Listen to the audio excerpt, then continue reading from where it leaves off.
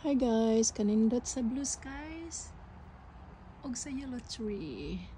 Yellow tree, magluto tag dried fish narata sa ato ang backyard.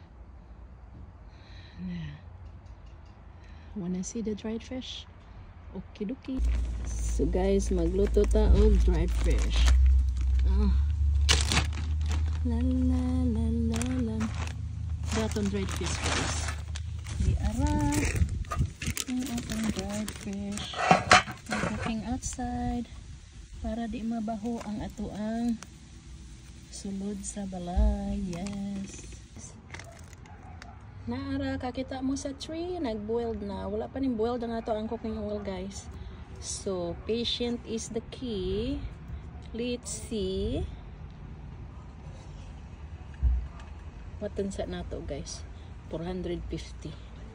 Nya, mani atong buwad gikan ni sa atong island. Kabaho ni ra aton silingan niya baho tag buwad diri guys. Awa kani siya is squid. Kani ilang tawag pusit. Pusit. Kani danggiti. Ay, murag ni boiled na siya guys. Balik sa ta sa kahoy. Oh, wow. Nice. Nice. Hangin-hangin gamay. Sayaw-sayaw dako. Super beautiful. So beautiful. Na. Mic test. Muragwa pa dyan siya gihapon guys ni init.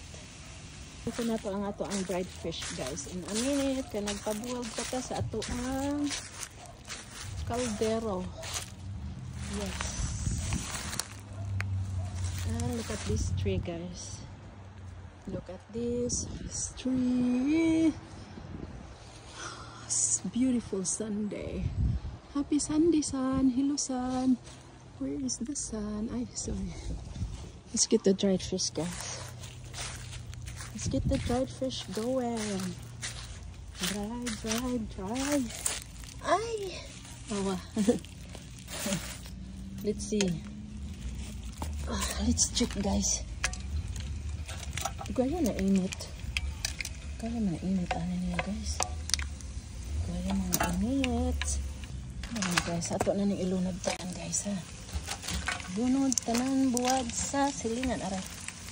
Di madag ko anda ya. Kinamot lang para madag. Ayan. May ganon.